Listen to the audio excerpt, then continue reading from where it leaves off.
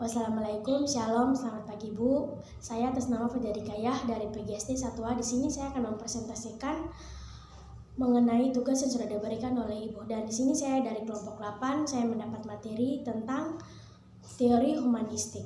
Dan di sini ada 8 poin yang akan saya bahas. Yang pertama, pengertian teori humanistik. Yang kedua, pengertian teori humanistik menurut para ahli. Yang ketiga, ciri-ciri teori belajar humanistik. Yang keempat, tujuan teori belajar humanistik. Yang kelima, manfaat belajar teori humanistik.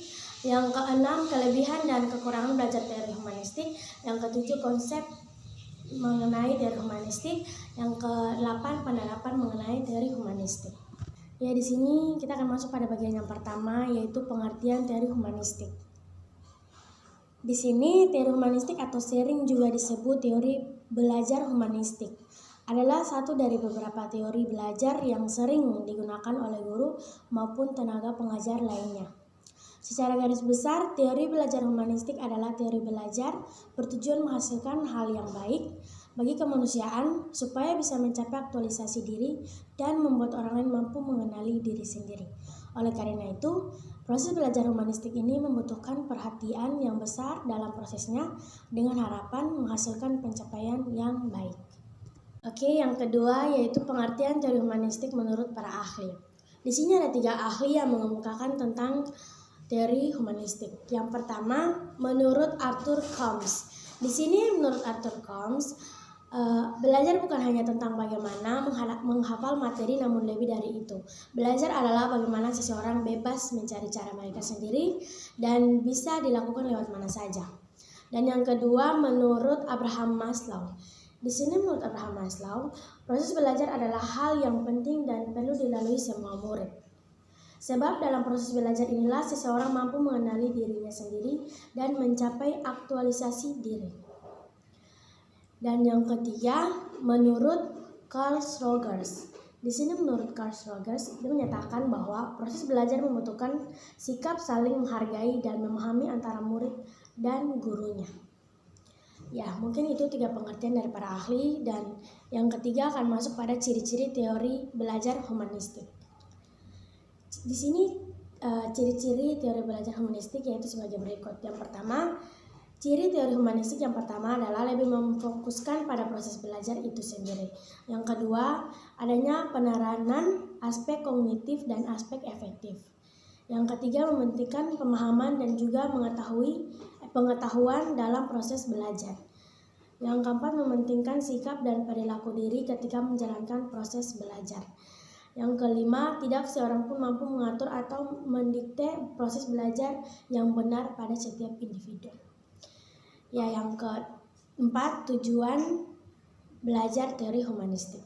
Di sini teori pembelajaran humanistik ini juga memiliki tujuan yang jelas, yakni bertujuan menjadi seorang yang lebih manusiawi dengan harapan agar bisa menjadi lebih peka terhadap lingkungan sekitar maupun memahami diri sendiri atau mampu meraih aktualisasi diri. Inti dari teori humanistik ini adalah baik murid maupun gurunya fokus terhadap proses pembelajaran dengan murid yang mencari cara dan sistem belajar mereka.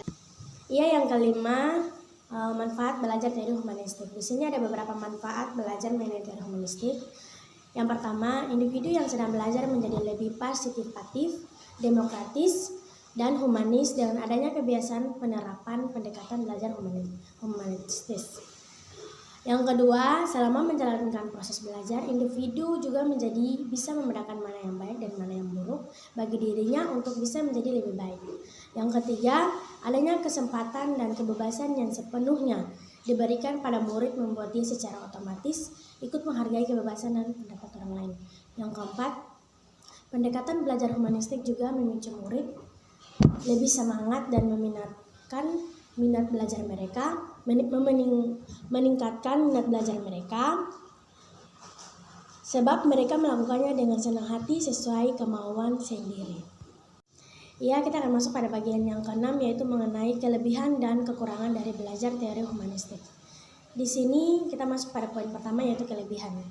Ada beberapa kelebihan dari belajar teori humanistik ini, yaitu yang pertama, meningkatkan minat belajar individu. Yang kedua, membantu pembentukan kepribadian, perubahan sikap ke arah yang positif dan hati nurani.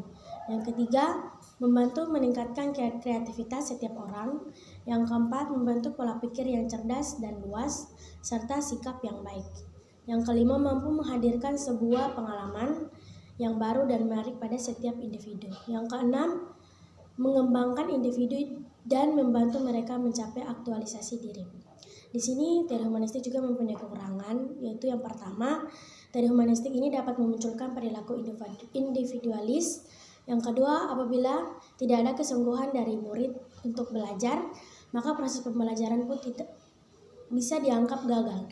Yang ketiga, tenaga pengajar sebagai fasilitator menjadi minim peranan.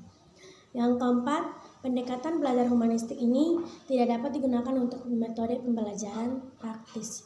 Dan yang kelima, akan munculnya perbedaan yang signifikan terhadap murid satu dengan murid yang lainnya sehingga timbul kesenjangan. Ya, kita akan masuk pada yang ketujuh, konsep teori pembelajaran humanistik. Dari pemaparan di atas kita bisa melihat bahwa konsep dasar teori ini adalah setiap individu memiliki kendali penuh akan kesuksesan dan hasil belajar mereka. Untuk bisa sampai pada hasil memuaskan individu, perlu memiliki motivasi yang bisa membuat minat belajarnya meningkat. Motivasi tersebut bisa jadi berasal dari luar atau dalam diri individu. Maka peranan tenaga pengajar di sini sangat diperlukan untuk membantu mereka menemukan motivasi belajarnya. Selain motivasi belajar, pengetahuan tentang pendekatan belajar humanis ini juga dibutuhkan oleh guru dan murid, supaya keduanya memiliki pemahaman dan tujuan yang sama. Dengan begitu, hal ini diharapkan bisa menghasilkan kesuksesan sebagai hasil dari proses belajar tersebut. Ya, dan yang ke-8 yang terakhir yang akan saya bahas mengenai penerapan teori belajar humanistik pada metode pembelajaran. Di sini teori belajar humanistik ini dalam penerapannya sebagai metode pembelajaran juga perlu diikuti dengan mengetahui tentang pendekatan belajar kognitif serta efektif supaya dapat menghasilkan perubahan positif pada hasil belajar dan sikap.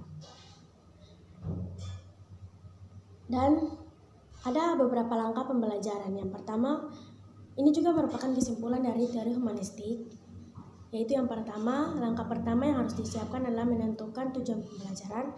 Yang kedua, merumuskan materi yang akan dipelajari.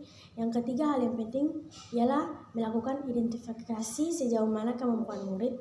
Yang keempat, memilah dan melakukan analisis terhadap topik materi. Yang kelima, guru juga perlu mempersiapkan kerangka fasilitas belajar yang dirancang dengan efektif. Yang keenam, membimbing murid untuk selalu aktif dalam proses pembelajaran. Yang ketujuh, memberikan bimbingan pada murid supaya paham akan makna dan pentingnya pengalaman belajar mereka. Yang ke-9 atau yang terakhir, melakukan evaluasi berkala selama proses pembelajaran. Ya, sekian dari presentasi saya mengenai teori humanistik. Maaf jika ada kesalahan kata atau kalimat yang mungkin sudah saya bacakan, dan selamat pagi, terima kasih.